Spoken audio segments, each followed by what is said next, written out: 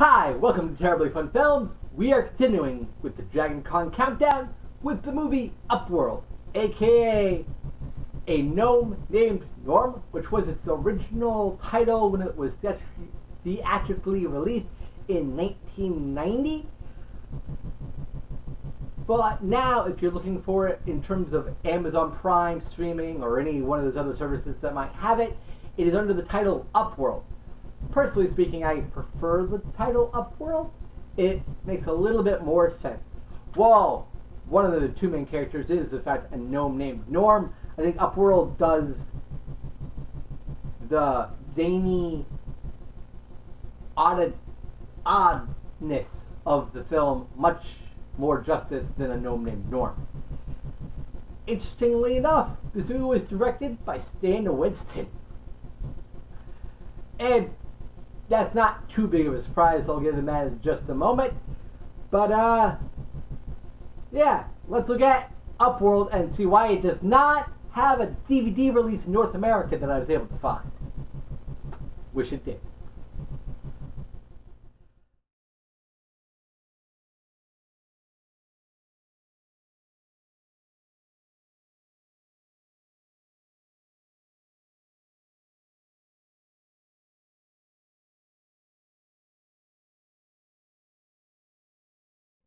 Sees Gnorm digging his way to the Upworld.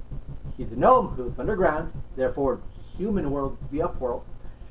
And he needs to get the Lumen, the life-giving magic gem to the gnome culture, into the sun once every 10 years, so it's now his turn to do this. And it ends up being stolen by a bad guy who's also tied in to an explosion that recently happened during a police stakeout at a park. That stakeout clearly went wrong, thus explosions. It was being led by Casey Gallagher, and he now needs to get Gnorm to talk, get the other cops to believe Gnorm is even real, as Gnorm is not showing himself to anybody but him, and find out who was responsible for knocking him out just before the explosion happened at the park, and why.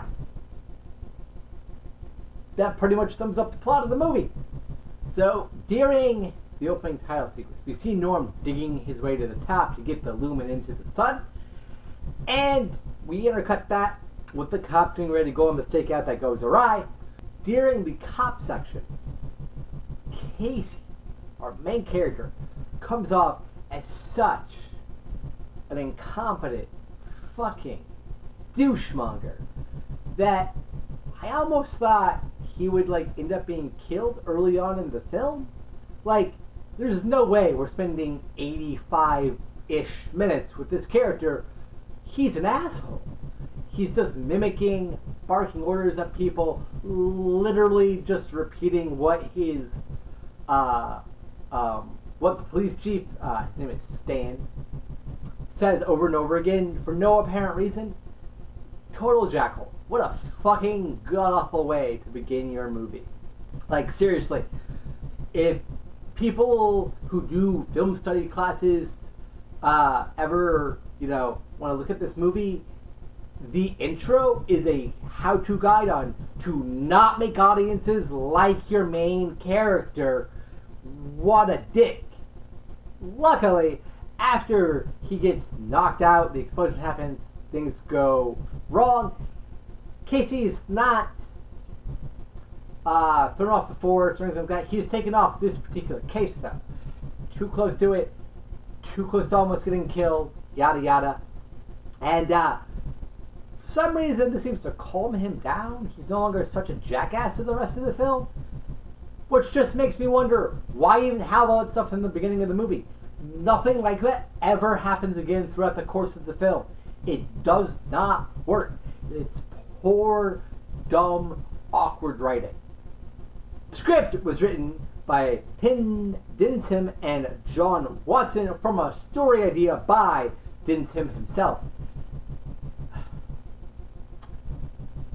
And in terms of the imagination used to create the gnome world, their lore, the lumen, the magical stone and all that stuff. Very clever.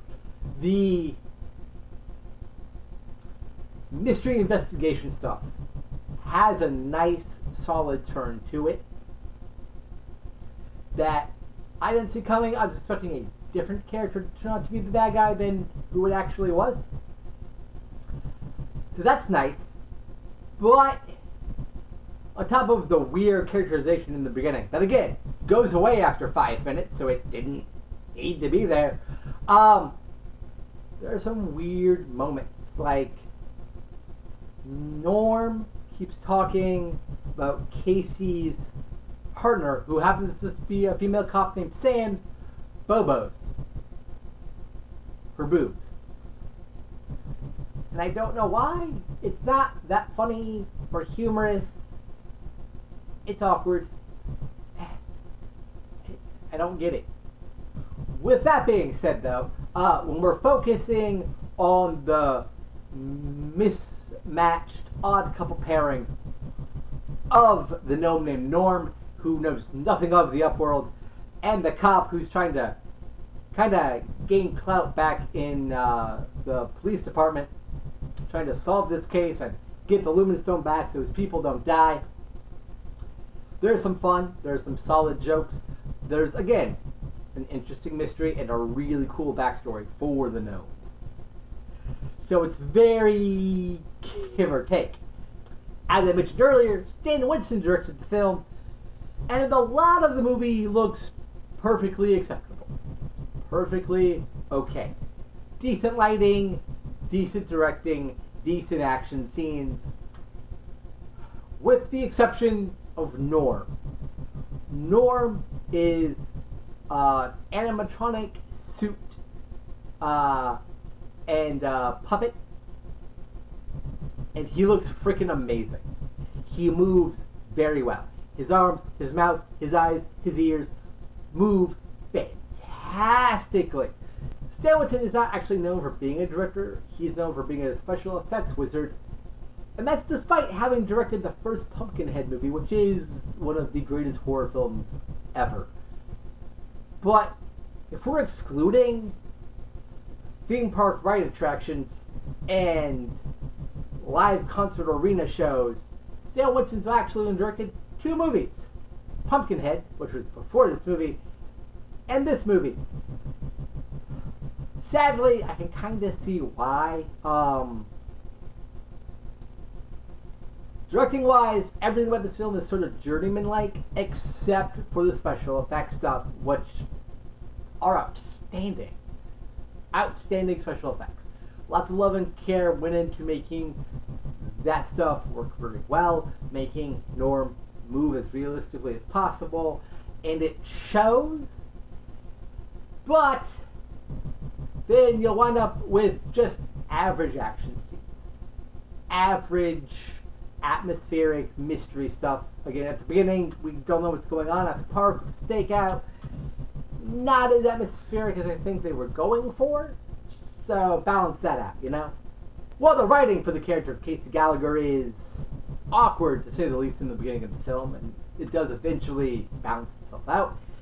Anthony Michael Hall is a lot of fun as this character. He brings a jubilant sort of energy, and he interacts with his puppet co-star very well. When he's funny, he's really funny. When he's exasperated, you believe him. He's an easy, likable lead, and thank goodness for that, because otherwise you probably would hate everything about this film, because you spend so much time with this character whose introduction is him being the biggest dick in the movie, including who turns out to be the main bad guy. So yeah, thank God we have a charismatic actor here, because it would fail otherwise. Playing the police chief, Stan Walton is the name, by the way. I don't know if it's meant to be throw out to Stan Winston, the director, or if it just happened to be the name they chose. It's Jerry Orbach. This is a little bit before Law & Order, but this is just, Jerry Orbach feels at home here. You know, he's a police chief. Jerry Orbach. There you go. Problem solved. Claudia Christensen plays the partner, Sam, and she's pretty good. Her exasperation with trying to believe Casey, because she does believe he's a decent, good cop, and the outlandish stories he's telling her of this crazy gnome and all this stuff is played out nicely, and she really kicks a lot of ass in the action scenes. She's probably the best person in that regard out of all the actors. Interestingly enough, within the movie, there's a character named Zadar who is played by Eli Dinker, and he's one of the bad guys. And Dinker's pretty good as the character. He is smarmy and, you know, punchable, which is what you want. Why is that interesting, though? Because Robert Zadar is in the movie as a henchman named Reggie who works for the character of Zadar. For those of you who don't know, Robert Zadar has a face that is as big as my DVD collection you see behind you. His chin is massive. It's disturbingly huge. For those of you who have seen the Maniac Cop series, he is in the second two at the very least. I don't remember if he's in the first one.